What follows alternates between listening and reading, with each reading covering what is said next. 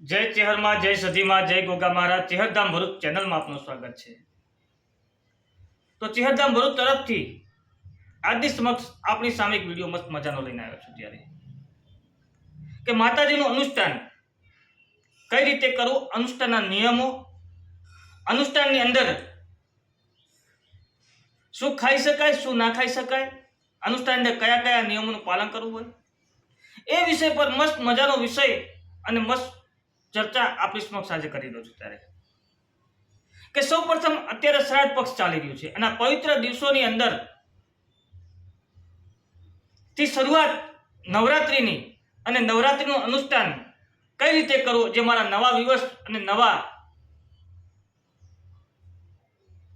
જે વ્યક્તિ અનુષ્ઠાન માટે પ્રેરિત થઈ રહ્યા છે અને જેને માતાજીનું અનુષ્ઠાન કરવું છે પણ એનો ખ્યાલ નથી, એનો અનુભવ નથી, તો અનુષ્ઠાન કઈ રીતે કરવું, સરળ અને સારી રીતે આ માતાજીનું અનુષ્ઠાન કઈ રીતે પૂરું કરવું, એ વિષય પર આજે મસ્ત મજાનો વિડીયો આપની સમક્ષ લઈને આવ્યો છું. ત્યારે સૌપ્રથમ જોઈએ તો દરેક વિદ્યાની અંદર, દરેક અભ્યાસની અંદર, સ્કૂલ હોય, ઘર હોય, કોઈ બી જગ્યા હોય, કોઈ બી સંસ્થા હોય, જ્યારે કોઈ અભ્યાસ કરતા હોય, કોઈ વિદ્યા મેળવતા હોય, તો શરૂઆતમાં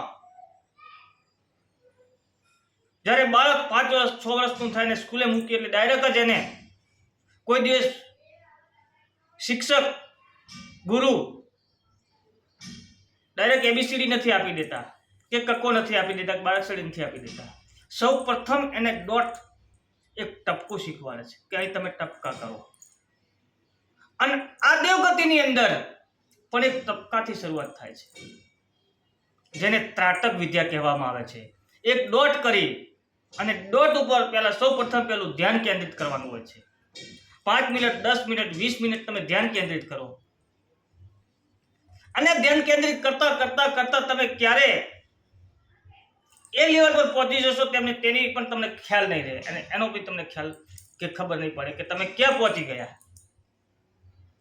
શરૂઆતમાં અઘરું છે પણ જેમ જેમ સમય જશે તેમ તેમ દરેક વસ્તુ અને દરેક ક્રિયા તમને સહેલી લાગતી થશે. તો સૌપ્રથમ જોઈએ તો પહેલા આ શ્રાદ્ધ પક્ષની અંદર કશું જ તમારે કરવાનું નથી. પ્રભાતે માતા ઉઠી માતાજીની દીવાબત્તી સેવા કરી કોઈ એક દિવાલ પર એક ડોટ દોરવાનું છે. તમારું જે લેવલ છે આંખની સામે એ લેવલ પર એક ડોટ દોરવાનું છે અને ડોટની અંદર તમારે ધ્યાન કેન્દ્રિત કરવાનું છે, જેને ત્રાટક કહેવામાં આવે છે. અને આ ત્રાટક કરતા પહેલા સૌ પ્રથમ આ રીતે અંગૂઠો અહીં રાખી આંખની સામે અહીં ધ્યાન આપવાનું છે. આ ધ્યાનની ઉપર સામે એકદમ એક્ઝેક્ટ ડોટ આવે એ રીતે અહીં કેન્દ્રિત કરી અને ધીમે ધીમે એ ડોટ પર જવાનું છે. પાછું છૂટી જશે, પાછું ચાલુ કરવાનું છે, પાછું છૂટી જશે, પાછું ચાલુ કરવાનું છે. આવી રીતે સતત તમે અભ્યાસ કરશો એટલે એ ડોટને ધ્યાન કેન્દ્રિત કરતા તમને વાર નહીં લાગે. આ રીતે જ તમારે આ ક્રિયાની શરૂઆત કરવાની છે. આ ક્રિયાની તમે શરૂઆત કરો એટલે કામ, ક્રોધ, લોભ, મોહ, માયા જેવી વસ્તુનો પ્રભાવ તમારી ઉપર ચાલુ થઈ જશે. અને આ પ્રભાવ ચાલુ થશે એટલે તમે કંઈક ને કંઈક રૂકાવટ આવશે, પણ તમારે સતત આ શ્રાદ્ધ પક્ષની અંદર આ કાર્ય તમારે ચાલુ રાખવાનું છે. જેમ જેમ સમય પસાર થતો જશે તેમ તેમ તમે આગળ વધતા જશો. આ એક પ્રાથમિક તબક્કો છે, તમને ખ્યાલ આવતો હોય તો. અને આ પ્રાથમિક તબક્કાની અંદર તમે શરૂઆત કરી અને આની અંદર તમે ધ્યાન કેન્દ્રિત કરશો. તો સૌપ્રથમ જય માતાજી સૌને કે અનુષ્ઠાનના નિયમો કયા કયા અને કયા કયા નિયમોનું પાલન કરવું જોઈએ, અનુષ્ઠાન કેવી રીતે કરવું જોઈએ. તો અનુષ્ઠાન ની અંદર કોઈ સાબર મંત્ર લેવાનો નથી. અનુષ્ઠાનની અંદર તમારે બીજ મંત્ર લેવાનો છે. 1.25 લાખ એના જાપ પૂરા કરવાના છે.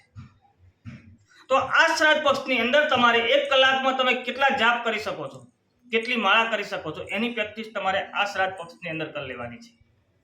બીજી બાજુ સ્વાત્વિક ભોજન એટલે કે તમારે દૂધ, ફ્રૂટ, જળ અને નારિયેળ પાણી આટલી જ વસ્તુ આ અનુષ્ઠાન દરમિયાન 9 દિવસ દરમિયાન લેવાની છે અને ભાઈ પથારીએ સૂવાનું છે.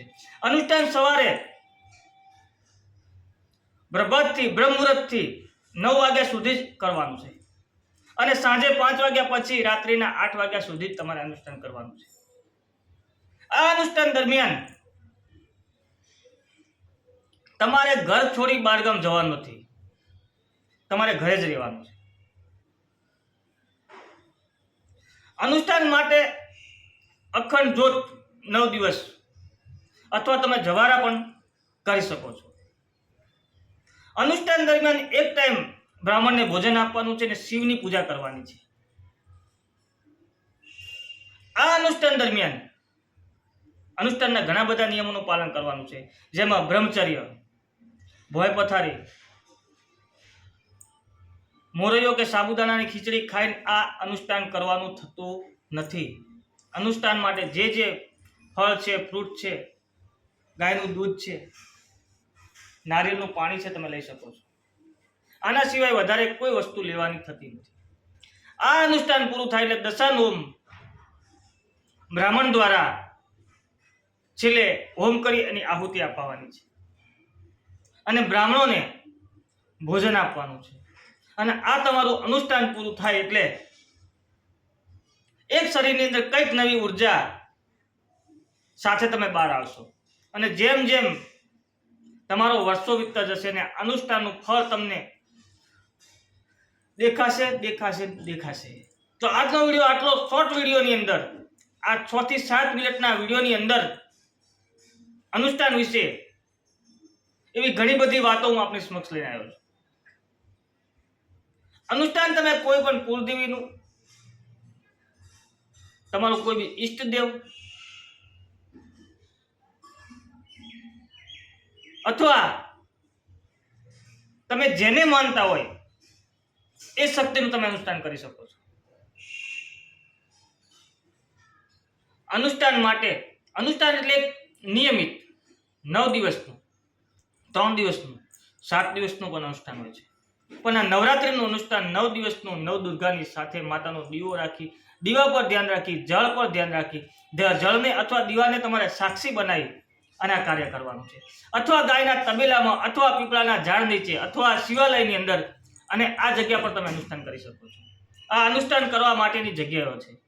બેસ્ટ તમારા ઘરનું મંદિર હોય માતાજીનું, ત્યાં પણ તમે કરી શકો છો. કોઈ નદી કિનારે પવિત્ર ભૂમિ પર તમે અનુષ્ઠાન કરી શકો છો. કોઈ ધામ પર તમે અનુષ્ઠાન કરી શકો છો. આ અનુષ્ઠાન કરવા માટે જે કઈ જગ્યા નક્કી કરી છે એ પવિત્ર ભૂમિ હોવી જોઈએ. જેટલું ફળ કાર્યનું મળે છે એટલું જ ફળ જે ભૂમિ પર, જે જગ્યા પર કર્યું છે એ જગ્યા તપોભૂમિ છે તો તપોભૂમિનું પણ તમને ફળ મળી શકે છે. અનુષ્ઠાન તમે જંગલમાં અથવા કોઈ ગુફાની અંદર બી કરી શકો છો. તો આજનો વિડીયો સરસ મજાનો આપણે મજા આવી છે અને ખ્યાલ આવ્યો છે. તો સૌને જય ચેહરમાં, જય સદીમાં, જય ગોગા મહારાજ.